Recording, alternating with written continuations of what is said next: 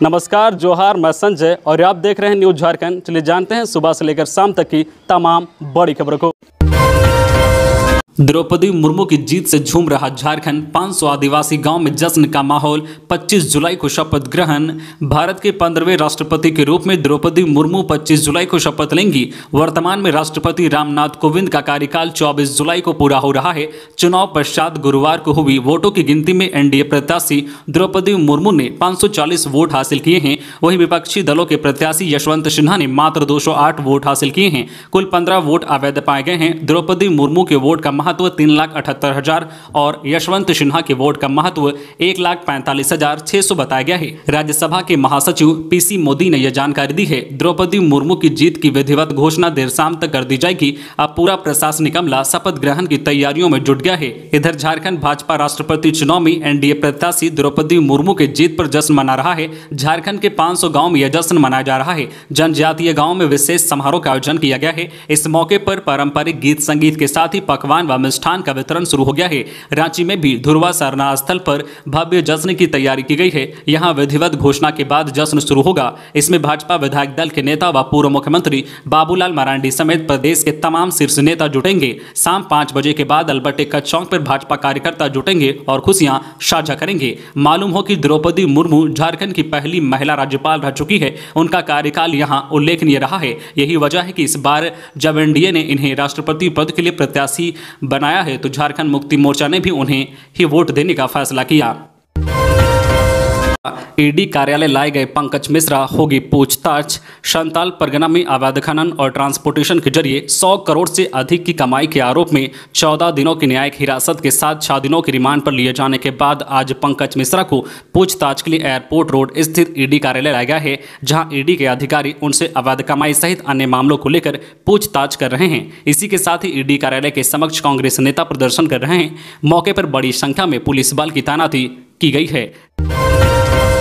स्कूलों में शुक्रवार की छुट्टी को लेकर याचिका दाखिल। राज्य में कई स्कूलों को उर्दू स्कूल बनाने और रविवार के बदले शुक्रवार को स्कूल बंद किए जाने के खिलाफ झारखंड हाईकोर्ट में याचिका दाखिल की गई है। पंकज कुमार यादव की ओर से अधिवक्ता राजू कुमार ने इस मामले में हाईकोर्ट में याचिका दाखिल की है। याचिका में कहा गया है कि जहां पर मुस्लिम जनसंख्या ज्यादा है वहां के सभी स्कूलों का इस्लामीकरण किया जा रहा है। राज्य सरकार की अधिसूचना के अनुसार सरकारी स्कूलों में रविवार को अवकाश होना है, लेकिन इन स्कूलों में स्थानीय स्तर पर जनसंख्या के आधार पर अवकाश दिया जा रहा है। इसके अलावा स्कूलों की प्रार्थना में बदलाव किया गया है। अदालत से इस मामले की जांच कर रिपोर्ट तलब करने का निर्देश देने का आग्रह किया गया है। दिल्ली से देवघर की पहली फ्लाइट 30 जुलाई को भरेगी उड़ान। बीजेपी सांसद होंगे पायलट। देवघर से दिल्ली की यात्रा करने वालों के लिए इस वक्त एक बड़ी खबर सामने आ रही है। दरअसल दिल्ली से देवघर की पहली फ्लाइट 30 जुलाई को उड़ान भरने वाली है। दिल्ली देवघर का पहला फ्लाइट ऐतिहासिक होने वाला है। इस फ्लाइट में बीजेपी के कई बड़े नेता और सांसद जो है देवघर जाएंगे और बाबा धाम में भगवान शिव की पूजा अर्चना करेंगे। सबसे खास बात यह है कि इस फ्लाइट के पायलट भी बीजेपी सांसद राजीव प्रताप रूडी होंगे। वहीं इस फ्लाइट में भोजपुरी के 3 बड़े स्टार मनोज तिवारी, दिनेश लाल निरहुआ और रवि किशन भी मौजूद रहेंगे। दिल्ली से देवघर जाने वाली इस फ्लाइट से गोड्डा के सांसद निशिकांत दुबे भी सफर करेंगे। बताया यह भी जा रहा है कि इस फ्लाइट में बीजेपी के कई बड़े नेता देवघर जाकर वहां पूजा अर्चना करेंगे। देवघर दिल्ली फ्लाइट में पहला टिकट बुक देवघर के स्थानीय सांसद निशिकांत दुबे ने कराया है। खबरों में आगे बढ़ने से पहले आपसे रिक्वेस्ट है कि अगर आप चैनल को सब्सक्राइब नहीं किए तो प्लीज चैनल को सब्सक्राइब करके बेल आइकन प्रेस कर दे, जिससे आपको झारखंड की हर छोटी बड़ी खबर का अपडेट आप तक पहुंचता रहे। चलिए बढ़ते हैं खबरों की ओर। सप्ताह में शुक्रवार से रविवार तक विशेष टीकाकरण अभियान। राज्य के सभी जिलों में हर सप्ताह शुक्रवार, शनिवार एवं रविवार को जिला एवं पंचायत स्तर पर विशेष टीकाकरण आयोजित किए जाएंगे। इसके तहत 18 वर्ष एवं उससे अधिक आयु वर्ग के लोगों को जिन्होंने टीके की दूसरी डोज लेने के बाद 6 माह की अवधि पूरी कर ली है, उन्हें मुफ्त प्रिकॉशन बूस्टर डोज दिया जाएगा। स्वास्थ्य विभाग के अपर मुख्य सचिव अरुण कुमार सिंह ने राज्य के सभी उपायुक्तों को इस बाबत निर्देश जारी किया है। उन्होंने कहा है कि कोविड टीकाकरण अमृत महोत्सव के तहत 15 जुलाई से यह जन अभियान चल रहा है। राज्य के सभी जिला एवं प्रखंड स्तरीय सरकारी टीकाकरण केंद्रों में यह गहन अभियान 30 सितंबर तक चलेगा। रांची में टला बड़ा हादसा। सड़क पर अचानक गिरी संत अन्ना स्कूल की बाउंड्री, आधा दर्जन वाहन क्षतिग्रस्त। रांची के पुरलिया रोड में बड़ा हादसा टल गया है। संत अन्ना स्कूल की बाउंड्री के एक बड़े हिस्से के अचानक सड़क पर गिरने से 6 से अधिक वाहन क्षतिग्रस्त हो गए हैं। घटना में किसी के हताहत होने की सूचना नहीं है। बताया जा रहा है कि जिस समय यह हादसा हुआ है उस समय सड़क किनारे खड़े वाहनों में कोई शख्स सवार नहीं था। प्रत्यक्षदर्शियों ने बताया कि गुरुवार की सुबह लगभग 11 बजे के करीब अचानक संत अन्ना स्कूल के बाउंड्री का एक बड़ा हिस्सा गिरने लगा। आसपास खड़े लोग इधर उधर भागने लगे। बाउंड्री के समीप सिर्फ गाड़ियां खड़ी थी, लेकिन कोई व्यक्ति खड़ा नहीं था। हादसे में दर्जनों वाहन क्षतिग्रस्त हो गए हैं। स्थानीय लोगों के अनुसार दीवार गिरने से पिकअप वैन के साथ साथ कई महंगी कार और बाइक क्षतिग्रस्त हो गई है। फिलहाल लोअर बाजार थाने की टीम घटनास्थल पर पहुंच गई है और नगर निगम की मदद से मलबे को हटाया जा रहा है। प्रत्यक्षदर्शियों के अनुसार स्कूल की बाउंड्री काफी पुरानी थी। लगभग 20 साल पहले इसका निर्माण हुआ था। इसके बाद कभी मरम्मत कार्य नहीं किया गया। बारिश की वजह से बाउंड्री काफी कमजोर हो गया था। इसे अचानक यह ध्वस्त हो गया। संध्या टोपनो हत्या मामले में बीजेपी का झारखंड सरकार पर हमला, कहा गौ तस्करों को संरक्षण दे रही सत्ताधारी दल। गौ तस्करों के वाहन से कुचलकर सब इंस्पेक्टर संध्या टोपनो की मौत पर प्रदेश भाजपा अध्यक्ष सह सांसद दीपक प्रकाश ने संवेदना प्रकट की है। उन्होंने कहा है कि तुपुदाना की घटना जंगल राज का उदाहरण है। उन्होंने चेतावनी देते हुए कहा है कि सरकार गौ तस्करों पर रोक लगाए, अन्यथा जनता के कोपभाजन के लिए तैयार रहे। वहीं बाबूलाल मरांडी ने कहा है कि हेमंत सरकार में अपराधियों की हिम्मत चरम पर है। जब राज्य में पुलिस अधिकारी सुरक्षित नहीं है तो आम आदमी की सुरक्षा की क्या गारंटी है। वहीं पूर्व मुख्यमंत्री रघुवर दास ने दारोगा संध्या टोपनो हत्या मामले की सीबीआई जांच और परिजनों को 1 करोड़ रुपए मुआवजा व परिवार के एक सदस्य को सरकारी नौकरी देने की मांग की है। इधर संजय सेठ ने कहा है कि राज्य की एक होनहार महिला दारोगा की ड्यूटी के दौरान वाहन से कुचलकर हत्या कर दी गई है। यह साबित करता है कि प्रशासन के संरक्षण में गौ तस्करी का काम हो रहा है। प्लास्टिक पर बैन लगाने के बाद भी रांची में खुलेआम हो रहा है इस्तेमाल। निगम ने वसूला 2.5 लाख रुपए का जुर्माना। झारखंड समेत देश भर में 1 जुलाई से सिंगल यूज प्लास्टिक के इस्तेमाल पर बैन तो लगा दिया गया है, लेकिन रांची शहर में हर तरफ खुलेआम प्लास्टिक का इस्तेमाल किया जा रहा है।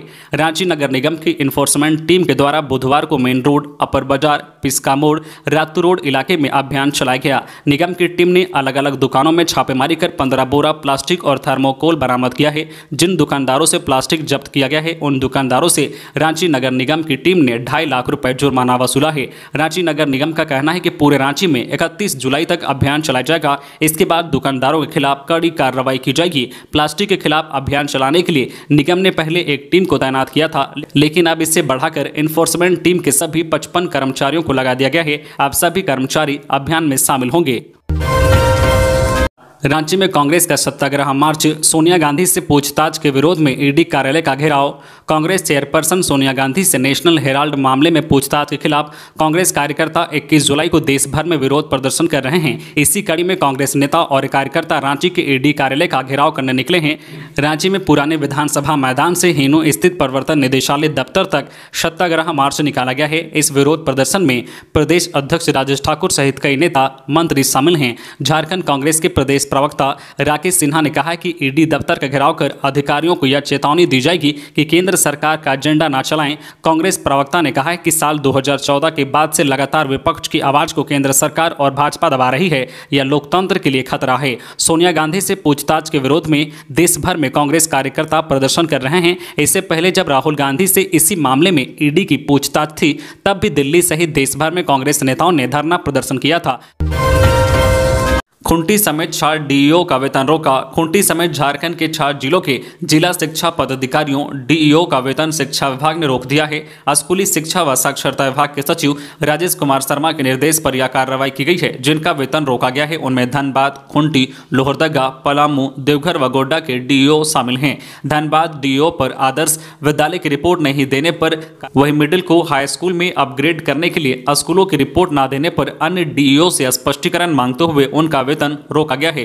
चतरा, हजारीबाग, देवघर, दुमका, गिरिडीह, गोड्डा, जामताड़ा, कोडरमा, लातेहार, लोहरदगा, पूर्वी सिंहभूम, सरायकेला, सिमडेगा व साहिबगंज से भी 3 दिनों में स्कूलों में रिक्ति की रिपोर्ट मांगी गई है।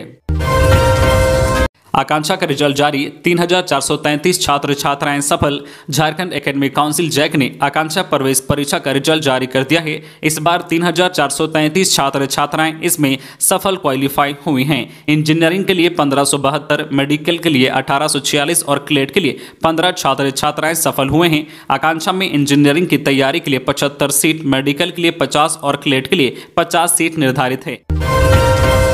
28 को हड़ताल करेंगे वित्त रहित शिक्षक। वित्त रहित संघर्ष मोर्चा के शिक्षक और कर्मचारी 28 जुलाई को शैक्षणिक हड़ताल और उपवास पर रहेंगे। वहीं 3 अगस्त को विधानसभा का घेराव, 5 सितंबर को शिक्षा के आवास का घेराव और 2 अक्टूबर को मुख्यमंत्री आवास का घेराव करेंगे। मोर्चा ने बुधवार को आपात बैठक बुलाकर आंदोलन की रणनीति तय की है। मोर्चा के सदस्यों ने कहा है कि मुख्यमंत्री के सदन में आश्वासन के बाद स्कूली शिक्षा और साक्षरता विभाग के सचिव ने 16 अक्टूबर 2021 को कार्मिक प्रशासनिक सुधार विभाग के प्रधान सचिव पत्र लिखा था। बावजूद इसके कोई कार्रवाई नहीं हुई।